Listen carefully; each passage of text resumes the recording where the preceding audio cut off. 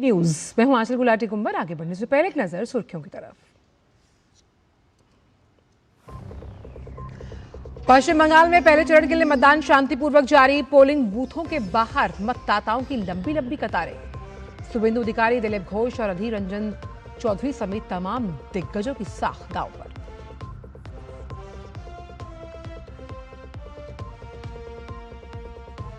तमिलनाडु में सभी 234 विधानसभा सीटों पर भी मतदान जारी। 5 करोड़ 73 लाख से अधिक मतदाता 4023 उम्मीदवारों के राजनीतिक भविष्य का करेंगे फैसला।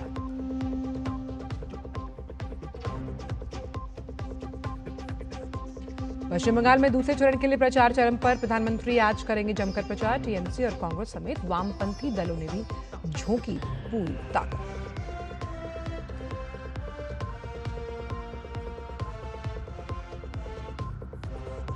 और पश्चिम एशिया में जारी तनाव के बीच अमेरिका ने कहा संघर्ष विराम को लेकर कोई समय सीमा निर्धारित नहीं की। वहीं ईरान ने कहा हम जानते हैं अपने हितों की रक्षा करना। और आइए अब जान लेते हैं इन सभी खबरों को विस्तार के साथ। और सबसे पहले बात करते हैं न्यूज़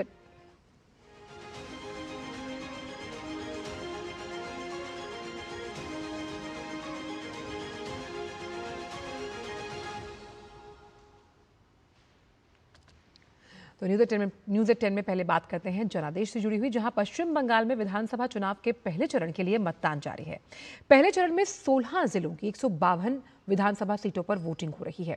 पोलिंग बूथों पर सुबह से ही मतदाताओं की लंबी लंबी कतारें देखने को मिल रही हैं। लोकतंत्र के इस महापर्व में मतदाता बढ़ चढ़कर भाग लेते हुए दिखाई दे रहे हैं।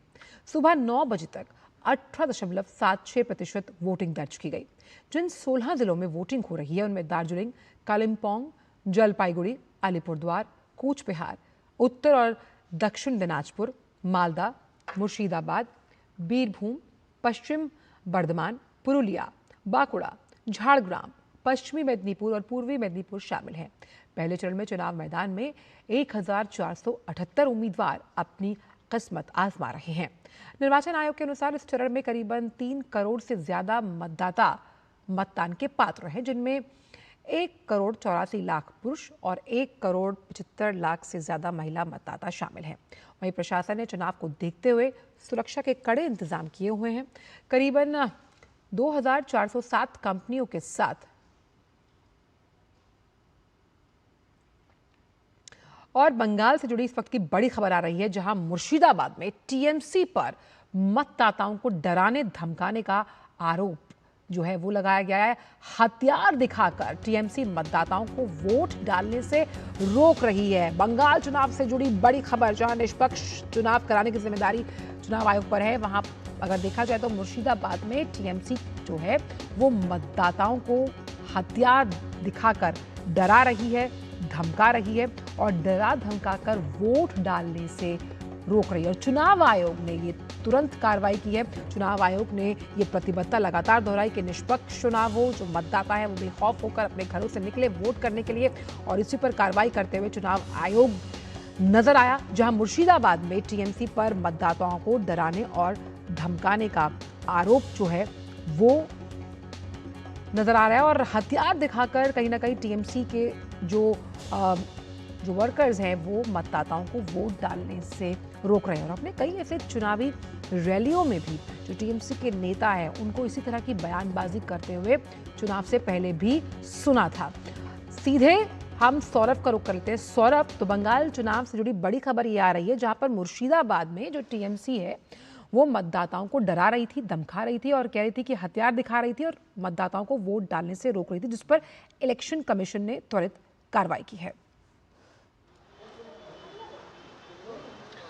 बिल्कुल आंचल, देखिए मुर्शिदाबाद की डोमकल ऐसी एक जगह है जहां पर बंगाल में हर चुनाव में वहां से हिंसा की खबर आती है। और इस बार भी डोमकल में जो वोटर्स वोट देना चाहते थे उनको टीएमसी के कुछ गुंडों के खिलाफ जो ये आरोप है, टीएमसी के कुछ कार्यकर्ताओं के खिलाफ ये आरोप है कि उन्होंने उन लोगों को बंदूक दिखा के डराया, धमकाया और वोट देने पर उनको उनके अड़चन डाले। तो इसी को चलते जब ये खबर कमीशन तक पहुंची, तो चुनाव आयोग तक पहुंची, तो चुनाव आयोग ने तुरंत डीओ के जरिए सेक्टर ऑफिसर को इन्फॉर्म किया और सेक्टर ऑफिसर ने वहाँ पे जो क्विक रिस्पांस टीम है उसके साथ उस जगह पे गए और वोटर्स को साथ लेकर एकदम जिस जगह से उन लोगों को डराया जा रहा था, धमकाया जा रहा था, पहले तो वहाँ पे जो तृणमूल के जो कार्यकर्ता थे जो उनको रोक के रखे थे, यानी आप मानिए जो पोलिंग स्टेशन तक जाने का जो रास्ता है, गांव से पोलिंग स्टेशन जाने का जो रास्ता है, उसके बीच में एक मोड़ आता है, जिस मोड़ पर ये तृणमूल के कार्यकर्ता वहाँ पे खड़े थे और जैसे ही वोटर्स आ रहे थे, जो तृणमूल के वोटर्स नहीं है, उनको वो रोक रहे थे, डरा रहे थे, धमका रहे थे। और ये खबर जब कमीशन के पास पहुंची तब जाके कमीशन ने तुरंत सेक्टर ऑफिसर डीओ के जरिए सेक्टर ऑफिसर के जरिए क्विक रिस्पांस टीम को वहाँ भेजा और देखा गया जो बार बार चुनाव आयोग की तरफ से वोटर्स को कहा गया है कि आप डरिए मत, भय मुक्त, हिंसा मुक्त इस बार चुनाव होगा, कमीशन आपको हर कदम पर आपके पास है, वो तस्वीर ये मुद्दों कॉल की ये तस्वीर दिखा रही है कि वोटर्स को डराया गया, कमीशन को पता चला, कमीशन तुरंत पहुंचा और पहुंचा ही नहीं, उनको साथ लेकर वोट पोलिंग स्टेशन तक गए और वहां पे वो वोट दान कर सके, ये सुनिश्चित किया गया। आंचल बिल्कुल, और कहीं ना कहीं कुछ डर या बदलाव की जो उम्मीद है वो टीएमसी की इस बौखलाहट को साफ तौर पर दर्शाती हुई नजर आ रही है। सौरभ जी बिल्कुल, देखिए सुबह सुबह जो अगर आप वोटिंग का पैटर्न भी देखेंगे तो वोटिंग का पैटर्न पहले 2 घंटे में पिछले कई सारे चुनाव से पहले 2 घंटे का जो परसेंटेज हुआ है, पोल परसेंटेज हुआ है, वो काफी अच्छा है बंगाल में। और आप देखिए 18.76 कुल मिलाकर ऑल 152 कॉन्स्टिट्यूएंसीज को मिलाकर, और पश्चिम मिदनापुर जो जिला देखा जा रहा है कि सबसे ज्यादा पोलिंग वहां पे हुआ है, 20% से भी ज्यादा, करीब 21% पहले 2 चरणों में, और उसके बाद ही है बांकुड़ा। ये जो बेल्ट है आंचल, ये जो पुरुलिया, बांकुड़ा, पश्चिम मिदनापुर, जंगल महल, यहाँ पे 40 सीटें हैं, कुल मिलाकर 40 सीटें हैं। माना जा रहा है कि इस 40 सीटें में बीजेपी अच्छा करेगी। तो ये जो वोटिंग पैटर्न है, जो सुबह से लोग कतार में खड़े हैं, वोट दे रहे हैं और 21%, 22% 2 घंटे पहले 2 चरण में वोट हो जाना, इसको अच्छा इंडिकेशन माना जा रहा है। और कुल मिलाकर बाकी सारे कॉन्स्टिट्यूएंसीज में आप देखेंगे तो 17, 18, 19 ऐसे परसेंटेज देखने को मिल रहा है। तो अभी तक ये कहना है कि पिछले वैसे भी बंगाल में वोटिंग पैटर्न, वोटिंग जो परसेंटेज होता है वो हाई होता है, लेकिन इस बार पहले से ही ये जो वोटर्स में उत्साह है, वोटर्स जिस तरीके से सुबह से निकल पड़े हैं, इसको देखकर कहीं ना कहीं ये चुनाव आयोग का कहना है कि पिछले 1 महीने से भी ज्यादा जब चुनाव घोषित हुआ बंगाल में, उससे चलते स्पेशल ऑब्जर्वर्स नियोग किए गए, micro observers, police observers, expenditure observers, काफी सारे रद्द बदल किए गए ऑफिसर्स को, जिनके ऑफिसर्स के खिलाफ आरोप था। इसका एक नतीजा देखने को मिल रहा है, ये मानना है। आगे चल के देखना पड़ेगा कि आगे कैसा होता है। बिल्कुल, लेकिन जो आपने वोटिंग पैटर्न बताया सौरभ, वो बहुत ज्यादा उत्साहजनक है। खास तौर पर अगर हम मेदिनीपुर की बात कर रहे हैं, उसमें बांकुड़ा का आपने जिक्र किया, झारग्राम के भी बहुत ही उत्साहजनक नंबर्स हैं अभी तक की अगर बात की जाए। आपके पास वापस आएंगे देव्यांशु, इस वक्त दार्जिलिंग से जुड़ गए हैं। देव्यांशु, हम जानते हैं कि जो विधानसभा चुनाव 2026 है उसमें पश्चिम बंगाल के फर्स्ट फेज के लिए इस वक्त वोटिंग जारी है। आप दार्जिलिंग में मौजूद हैं, किस तरह का माहौल आप वहां पर देख पा रहे हैं, मतदाताओं का किस तरह का उत्साह है? देखिए, बिल्कुल आपको बताना चाहूंगा कि बंगाल विधानसभा चुनाव का हर किसी को इंतजार रहता है। जो शख्स राजनीति में रुचि रखता है वो जानना चाहता है, वो देखना चाहता है कि आखिर बंगाल में क्या चल रहा है। फिलहाल हमारी मौजूदगी है नॉर्थ बंगाल के दार्जिलिंग जिले में, और दार्जिलिंग जिले की माटीगढ़ा नक्सलबाड़ी सीट पर इस वक्त मैं मौजूद हूं। और नक्सलबाड़ी इसको इसलिए कहा जाता है क्योंकि नक्सलबाड़ी आंदोलन 1967 में यहां पर शुरू हुआ था, इसलिए ये ऐतिहासिक सीट मानी जाती है। और कहीं ना कहीं ये पहले लेफ्ट का गढ़ होता था, सीपीआईएम के विधायक यहां से बनते थे, लेकिन जैसे जैसे समय बीतता गया जो सीपीआईएम है और जो लेफ्ट पार्टीज हैं वो यहां पर हाशिए पर आई, और अब कहीं ना कहीं भाजपा का विधायक 2021 में यहां पर बना है। और इस बार भी हम कह सकते हैं कि कांटे की टक्कर जो है वो दी जा रही है बाकी पार्टियों की तरफ से। फिलहाल मैं एक पोलिंग स्टेशन के अंदर मौजूद हूं और सामने जो आप तस्वीरें देख रहे हैं ये कहीं ना कहीं दिल को खुश करने वाली तस्वीरें हैं, क्योंकि लोग बाहर निकल रहे हैं वोट डालने के लिए। क्योंकि अक्सर हम देखते हैं कि जब चुनाव होते हैं तो लोग छुट्टी मनाते हैं और कुछ लोग जो है ऐसे घूमने निकल जाते हैं, और यही वजह है कि इलेक्शन कमीशन लगातार लोगों से अपील करता है कि आप घर से निकलिए और वोट डालिए। और ये पोलिंग स्टेशन हम कह सकते हैं कि पूरी तरीके से खचाखच भरा हुआ है। पुरुष तो यहाँ पर वोट दे ही रहे हैं, बल्कि बड़ी संख्या में जो महिलाएं हैं वो मैं ये दिखाना चाहूंगा कि बड़ी संख्या में जो महिलाएं हैं वो घर से निकल रही हैं, अपना वोट का जो है उपयोग कर रही हैं। तो कुल मिला के उम्मीद है कि इस सीट पर इसीलिए खासकर जो है अच्छी परसेंटेज जो है वो निकलने। जी दिव्यांशु, इसलिए माना भी जा रहा है कि इस बार का जो एम फैक्टर है, यानी महिला जिन्हें हम विकास का इंजन मानते हैं और आर्थिक धुरी मानी जाती है किसी भी देश के विकास के लिए, उस लिहाज से इस बार के पश्चिम बंगाल चुनाव में एम फैक्टर दशा और दिशा बदलने वाला है।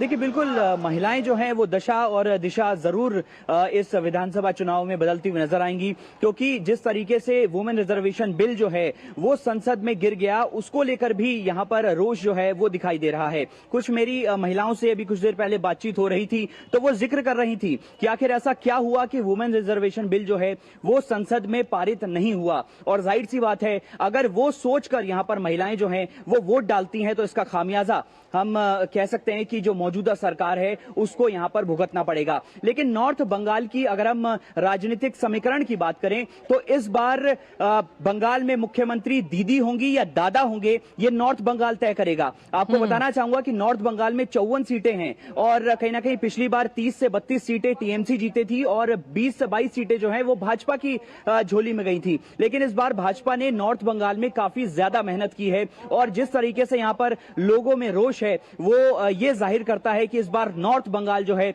वो सरकार बनाता हुआ नजर आएगा। लेकिन फिलहाल जैसे जैसे वोटिंग आगे बढ़ रही है, उम्मीद कर रहे हैं कि अच्छी परसेंटेज होगी और लोग अपने वोट का जो है उपयोग करते हुए नजर आएंगे। बिल्कुल, सौरभ का रुख करते। सौरभ, बंगाली भाषा में बाबू मोशाय को बहुत प्यार से इस उद्बोधन का इस्तेमाल किया जाता है, और ऐसे में माँ काली का आशीर्वाद किससे मिलेगा इसका फैसला जनता जनार्दन को करना है अपने जनादेश के जरिए। लेकिन कई अहम मुद्दों की अगर बात की जाए, जहाँ पर निष्पक्ष चुनाव करवाना तो एक बहुत बड़ा मुद्दा है ही, उसके साथ किस तरह से जब हम महिलाओं की सुरक्षा की बात करते हैं, जो चरमराई हुई कानून, स्वास्थ्य की पूरी व्यवस्था की बात करते हैं, इन मुद्दों को आप आज के दिन कितना अहम मानते हैं जब लोग घर से निकल रहे हैं वोट करने के लिए? देखिए ये जो 152 कॉन्स्टिट्यूएंसीज में जो इलेक्शन चल रहा है आज, इस 152 कॉन्स्टिट्यूएंसीज में जो एक मुद्दा अगर आप पकड़ेंगे कि जिसका असर सब में है, जिसके लेकर सब में क्वेश्चन है, वो है नारी सुरक्षा। आर्जिकर का इशू हो और चाहे कस्बा का इशू हो, इन दोनों इशू को इशू को लेकर पूरे बंगाल में पिछले जब आर्जिकर का मूवमेंट चला तो वी वांट जस्टिस का नारा सिर्फ आर्जिकर के पानीहाटी से नहीं उठा था या फिर आर्जिकर मेडिकल कॉलेज से नहीं उठा था, ये पूरे बंगाल में फैल गया था। तो वही वी वांट जस्टिस का जो नारा अभी तक उसका असर कम हुआ है, ये बात आप कह नहीं सकेंगे, क्योंकि जब हम चाहे वो कोचबिहार हो, जलपाईगुड़ी हो, अलीपुरद्वार हो या फिर कोलकाता की जो इलाके हैं, वहाँ पे जब हमने काफ़ी सारी महिलाओं को बात की तो कहीं ना कहीं जाके वो मान रही है कि महिला के सुरक्षा को लेकर जो इश्यूज है वो काफ़ी हद तक जनता के मन में है। और साथ ही साथ जो इश्यूज है, अगर आप उत्तरी बंगाल को देख ले या दक्षिणी बंगाल को देख ले, यहाँ पे आलू खेती को लेकर एक बड़ा मुद्दा हुआ है इस इलेक्शन में, क्योंकि आलू जो किसाने हैं वो काफी नुकसान भारी नुकसान उनको उठाना पड़ा, तो इसका एक आक्रोश है। और साथ ही साथ जो कुछ लोकल इश्यूज है, पानी का समस्या, पीने का समस्या, चाहे आप ये जंगल महल जो बेल्ट आप पकड़ लीजिए, पुरुलिया, बांकुड़ा, झारग्राम, पश्चिम मेदिनीपुर, यहाँ पे ये इशू है, लोकल इश्यूज भी है। और साथ ही साथ घोटाला, एक के बाद घोटाला, क्योंकि बंगाल में जहाँ पे उद्योगहीनता है, जहाँ पे रोजगारी नहीं है, वहाँ पे एक बड़ा रोजगार था स्कूल टीचर्स रिक्रूटमेंट, लोग घर घर में पढ़ते थे अच्छे से, उनको पता था कि अगर शिक्षक बनना आखिर में एक बंगाल में बहुत अहम जहाँ मुद्दे पे आपने इंडस्ट्री बताए नहीं है, सौरभ, और मुझे वहाँ लगता पे है कि ये शिक्षक मुद्दे को हावी रहेंगे। लेकिन एक बहुत ही छोटा सा सवाल हम दिव्यांशु से भी लेंगे। दिव्यांशु, क्योंकि बात दार्जिलिंग की हो रही है, और दार्जिलिंग की अगर बात की जाए तो यहाँ पर जो लाखों चाय बागान में काम करने वाले मजदूर हैं, जो कि बहुत बड़ा निर्णायक वोटर का रोल अदा करते हुए नजर आएंगे इस बार के चुनावों में भी, उनका वोट मत भी बहुत अहम रोल अदा करता हुआ नजर आएगा इस बार के विधानसभा चुनावों में। देखिए बिल्कुल आंचल, अगर हम दार्जिलिंग जिले की बात करें तो यहाँ पर बड़ी संख्या में चाय बागान हैं। उनके मालिक और उनके जो मजदूर होते हैं वो इस पूरे चुनाव में अहम भूमिका निभाएंगे, और यही वजह है कि तमाम जितने पार्टीज हैं, चाहे वो भाजपा हो या फिर टीएमसी हो या फिर लेफ्ट हो, वो उनसे जुड़ती हुई नजर आई। लेकिन जो मजदूर वर्ग है वो कहीं ना कहीं पिछली जो सरकारें हैं उनसे नाराज होता हुआ नजर आ रहा है, और यही वजह है कि इस बार जो उनका वोट है वो कहीं ना कहीं जो नई सरकार बनेगी उसमें काफी अहम रोल अदा करेगा। जी बिल्कुल, आप दोनों का ही बहुत बहुत शुक्रिया तमाम चुनावी अपडेट्स को हमसे साझा करने के लिए। तो ये तो बात हमने की पश्चिम बंगाल की। अब आपको लिए चलते हैं हम दक्षिण भारत में तमिलनाडु की तरफ, जहां आज सभी 234 विधानसभा सीटों पर एक ही चरण में वोटिंग हो रही है। सुबह 9 बजे तक अगर मतदान के प्रतिशत को देखें तो ये 17.69% रहा। भाजपा उम्मीदवार एल मुरुगन, साथ ही साथ तिमिलसाई सौंदरराजन, कांग्रेस नेता पी चिदम्बरम समेत तमाम दिग्गजों ने सुबह सुबह अपना वोट डाल दिया। चेन्नई में 918 संवेदनशील मतदान केंद्र चिन्हित किए गए। सुचारू मतदान के लिए तेलंगाना और कर्नाटक से अतिरिक्त सीएपीएफ इकाइयों को भी तैनात किया गया है। तमिलनाडु में 5.73 करोड़ से अधिक वोटर अपने वोटिंग अधिकार का प्रयोग करेंगे। इस चुनाव में पहली बार मतदान करने वाले मतदाताओं की संख्या 14 लाख है, और 234 निर्वाचन क्षेत्रों में कुल 4023 उम्मीदवारों के साथ नए मतदाता भी शामिल हैं। सुरक्षा को लेकर कड़े इंतजाम किए गए हैं। चप्पे चप्पे पर जो सुरक्षा बल हैं उनकी तैनाती की गई है। तो सुबह 9 बजे तक 17% से ज़्यादा जो है अब तक की वोटिंग हो चुकी है, और तमिलनाडु में वोटिंग जारी है। और इसी पर बातचीत करने के लिए निशांत राय का रुख कर लेते हैं, सीधे चेन्नई से जुड़ गए हैं हमारे साथ। निशांत, अगर बात की जाए चेन्नई यानी कि खास तौर पर अर्बन वोटर के रूप में पहचान की जाती है चेन्नई की, और अगर तमिलनाडु को पूरे परिप्रेक्ष्य में देखें तो नॉर्थ और साउथ की पॉलिटिक्स में बहुत फर्क है। आप कई वक्त से वहां पर रिपोर्टिंग करते हुए नजर आए चुनावों को लेकर। किस तरह एक पैराडाइम शिफ्ट आप महसूस कर पा रहे हैं इस बार दक्षिण की राजनीति में?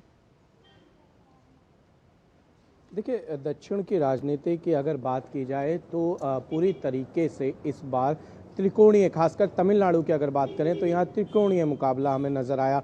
इवन केरल में भी त्रिकोणीय मुकाबला था, तमिलनाडु में भी त्रिकोणीय मुकाबला है। जो राजनीतिक दल यहाँ लंबे समय से सियासत करते आए हैं, जिस ट्रेडिशनल पैटर्न पर सियासत करते आए हैं, वो सियासत के साथ साथ अब नए लोगों की यहाँ पर एंट्री होने के बाद से मामला त्रिकोणीय है। अगर तमिलनाडु की बात करें तो डीएमके जो सत्तारूढ़ पार्टी है उसका द्रविड़ राजनीति करने का तरीका है, एआईडीएमके जो विपक्ष में थी उसका द्रविड़ राजनीति को लेकर करने का तरीका है, और इन दोनों ही दलों ने बड़े गठबंधन बनाए हैं जो कि राष्ट्रीय राजनीतिक दलों के साथ भी है। डीएमके का कांग्रेस के साथ है तो एआईएडीएमके का बीजेपी के साथ है। वहीं अगर बात करें तीसरे बड़े खिलाड़ी के रूप में यहाँ एक्टर विजय उभरे हैं, और तमिलनाडु का इतिहास रहा है कि एमजीआर से लेकर जयललिता से लेकर विजयकांत से लेकर रजनीकांत से लेकर कमल हसन से लेकर अब एक्टर विजय यहाँ की सियासत में नजर आ रहे हैं।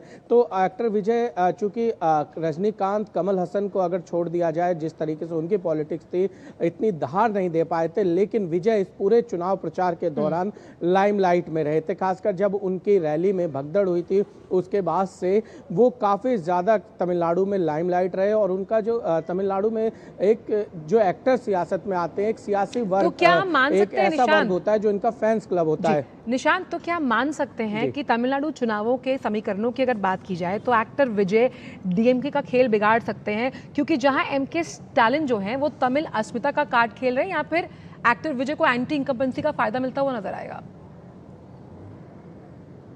देखिए, ये कहना जल्दबाजी होगी कि एंटी इनकम्बेंसी का फायदा एक्टर विजय को मिलेगा या एआईडीएमके और बीजेपी गठबंधन को मिलेगा। अभी चूंकि एंटी इनकम्बेंसी का फायदा किसको ज्यादा मिलेगा ये तो वक्त तय करेगा, लेकिन जो 14 लाख वोटर हैं उस पर डीएमके की भी नजर है, उस पर एआईडीएमके गठबंधन की भी नजर है और एक्टर विजय की भी नजर है। लेकिन वो 14 लाख वोटर जो है जिन पर पूरी तरीके से दाव खेल रहे हैं एक्टर विजय, चूंकि एक स्टारडम होता है और मैं जैसा बता रहा था कि इनका जो फैंस क्लब होता है इसके भरोसे ये लोग राजनीति में आते हैं। तो विजय फैंस क्लब ने हमने देखा है कि काफी यहाँ पर तमिलनाडु में अगर उनके रोड शो हुआ, रैली हुई या फिर छोटी छोटी नुक्कड़ सभाएं हुई, उसमें काफी बड़ी संख्या में भीड़ नजर आई। लेकिन वो भीड़ क्या वोटर्स में तब्दील होगी, वोट में तब्दील होगी, ये एक बड़ी बात है और इसका जवाब तो 4 मई को मिलेगा। लेकिन अभी तक तमिलनाडु का पहली बार सियासत ऐसी है कि एंटी इनकम्बेंसी का किसको फायदा मिलेगा एक लंबे समय के बाद से राजनीतिक विश्लेषक पूरी तरीके से तय नहीं कर पा रहे हैं। बिल्कुल, बहुत बहुत शुक्रिया निशांत इन तमाम चुनावी अपडेट्स को हमसे साझा करने के लिए। तो तमिलनाडु में भी इस वक्त अच्छी खासी वोटिंग हो रही है और साफ तौर पर जो मतदाता हैं वो मतदान करने के लिए घरों से बाहर निकल रहे हैं। तो फिलहाल जनादेश में अभी इतना ही, वक्त लेकिन छोटे से ब्रेक का है।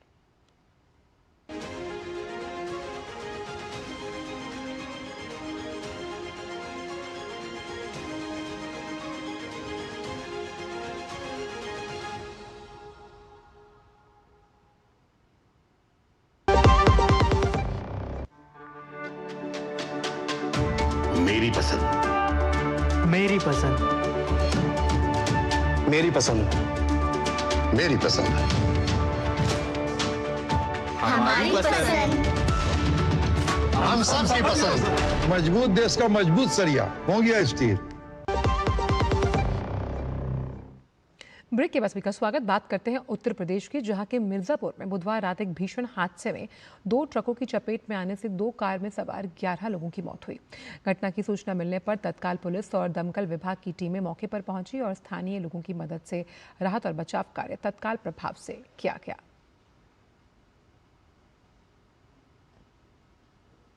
एक ट्रक और एक ट्रक पीछे से आ रहा था, उसने ब्रेक फेल होने के कारण संभवतः उसने टक्कर मारते हुए वो आगे गया है और उस टक्कर से एक अन्य ट्रक में उसने टक्कर मारी। एक ऑल्टो गाड़ी उन दोनों ट्रक के बीच में फंस गई और एक अन्य गाड़ी जो बोलेरो गाड़ी थी उसको भी जब टक्कर लगी तो उसमें आग लग गई। इस सूचना पे तत्काल जो पुलिस की टीमें हैं और जो फायर ब्रिगेड की टीम है वो मौके पर पहुंची है। स्थानीय लोगों की मदद से यहाँ पर राहत और बचाव का कार्य तत्काल प्रभाव से शुरू किया गया। इसमें अभी तक 11 लोगों के मृत्यु होने की सूचना प्राप्त हुई है।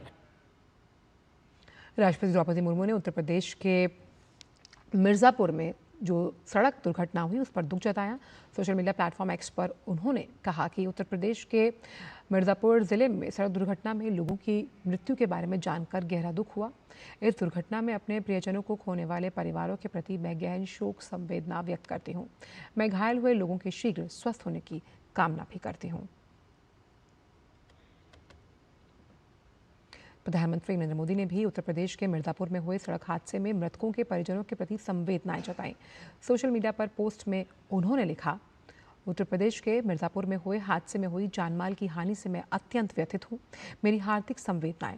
शोक संतप्त परिवारों के साथ घायलों के शीघ्र स्वस्थ होने की मैं प्रार्थना करता हूँ।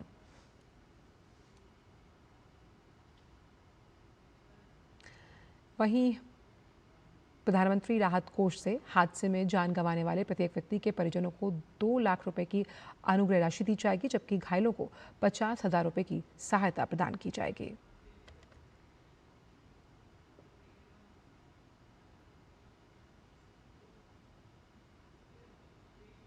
और अब बात अमेरिकी राष्ट्रपति डोनाल्ड ट्रंप की, जिन्होंने ईरान से संघर्ष खत्म करने के प्रस्तावों पर एकजुट और स्पष्ट जवाब की उम्मीद जताई।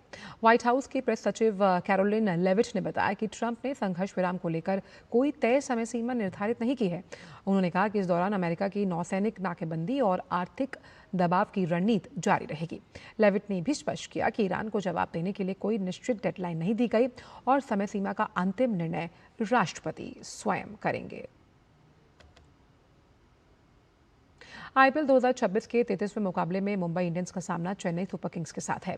मैच से ज़्यादा खेल प्रेमियों की नज़रें इस मुकाबले में रोहित शर्मा और महेंद्र सिंह धोनी पर लगी होंगी। रोहित फिलहाल हैमस्ट्रिंग की चोट से उबर रहे हैं, उनके इस मैच में खेलने की उम्मीद है। वहीं धोनी भी इस मैच में आईपीएल में वापसी कर सकते हैं। दोनों ही टीमों का प्रदर्शन अब तक कुछ खास नहीं रहा। 6 मैचों में सिर्फ 2 जीत के साथ मुंबई और चेन्नई अंक तालिका में पीछे है। सीएसके को चोटों ने काफी प्रभावित किया। टीम के शीर्ष स्कोरर आयुष महात्रे चोट के कारण बाकी बचे सत्र से बाहर हो गए। चेन्नई की सबसे बड़ी चिंता टीम संयोजन की है। दूसरी तरफ मुंबई का मनोबल पिछले मैच में गुजरात पर मिली जीत के बाद काफी बढ़ा हुआ है। मुंबई की बल्लेबाजी अब थोड़ी संतुलित नजर आ रही है।